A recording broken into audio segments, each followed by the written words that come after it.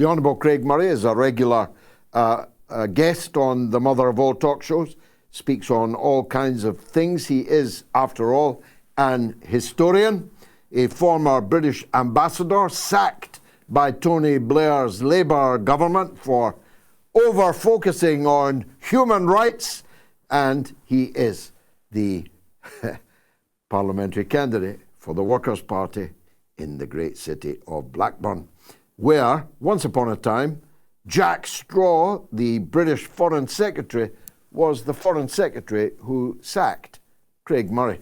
He comes up on the show now. Craig, let's talk about Rafah first of all. I don't know about you. I found this week's footage, this week's coverage, the hardest to bear of anything that we've seen over the last 7.5 months. Did it represent a kind of escalation to you, or a further collapse in what we thought might be the floor of Israeli state conduct? It's heartbreaking. It's so difficult to watch, and there have been months and months of it, and we all had hope that in some way these actions by the international organizations, the rulings from and orders from the International Court of Justice, the decision to issue an arrest warrant or request an arrest warrant from the ICC prosecutor, all of that may start to put some restraint on Israel.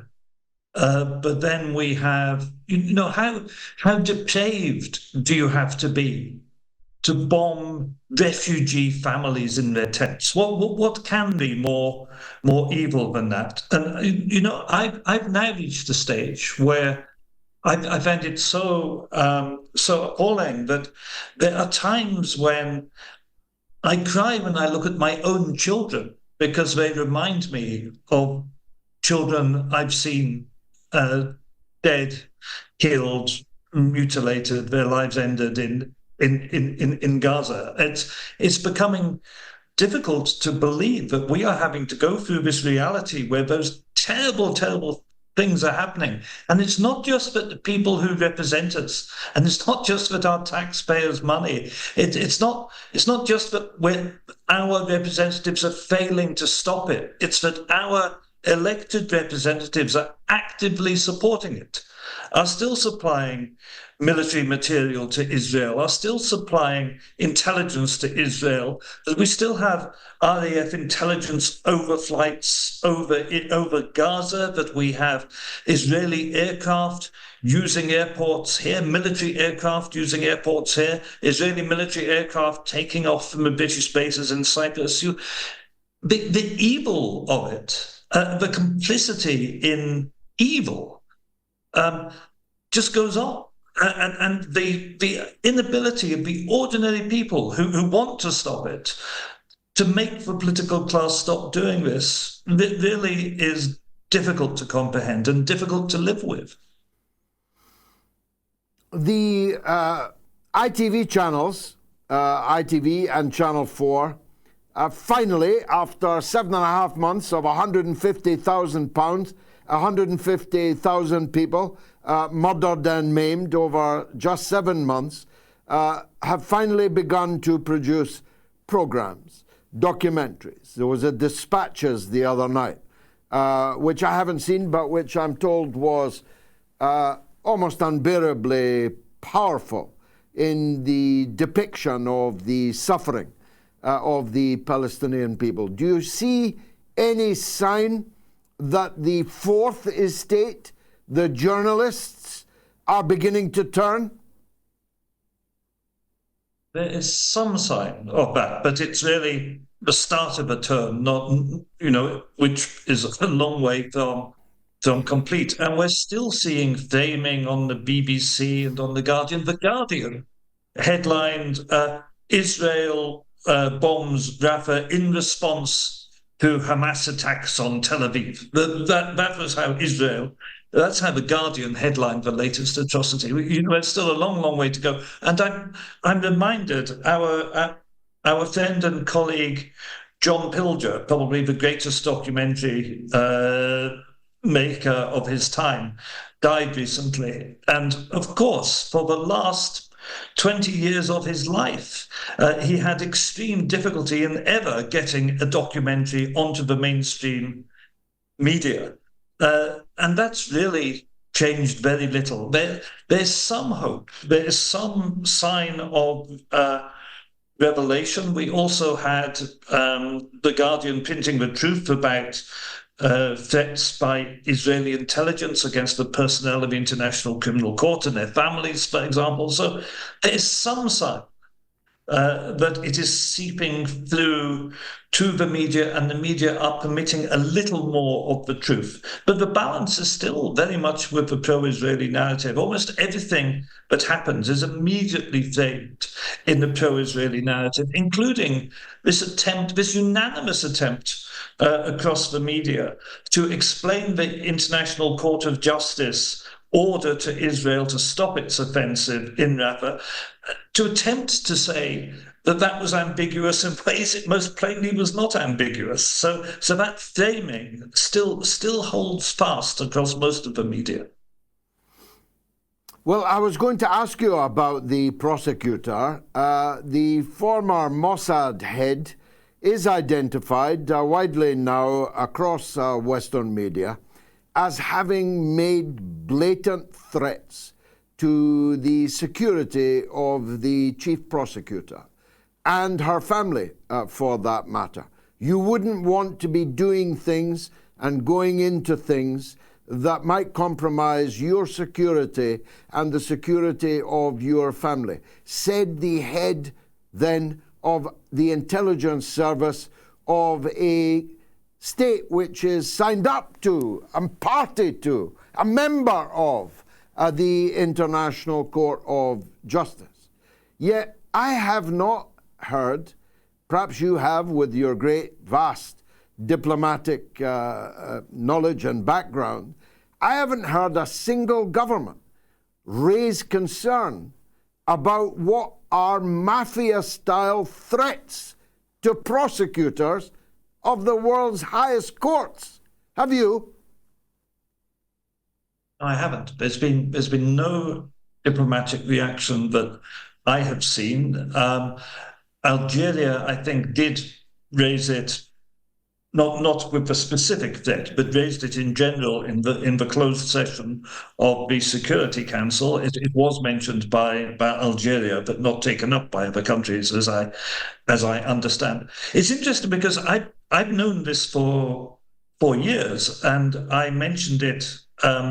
I was interviewed on Not the Andrew Marr Show this weekend, which is an excellent podcast people should see. And I mentioned it on this Sunday, which was before The Guardian broke it as a world exclusive. But it's one of those stories where everyone knows it.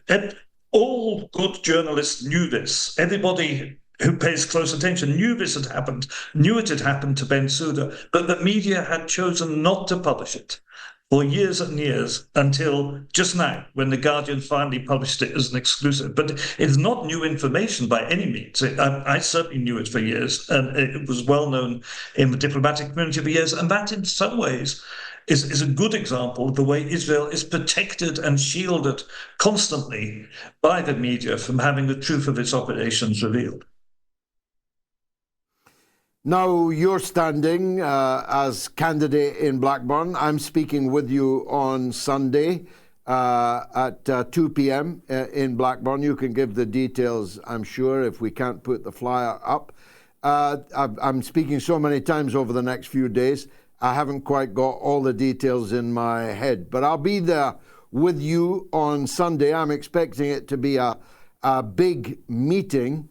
What is the main thrust of your election campaign in Blackburn?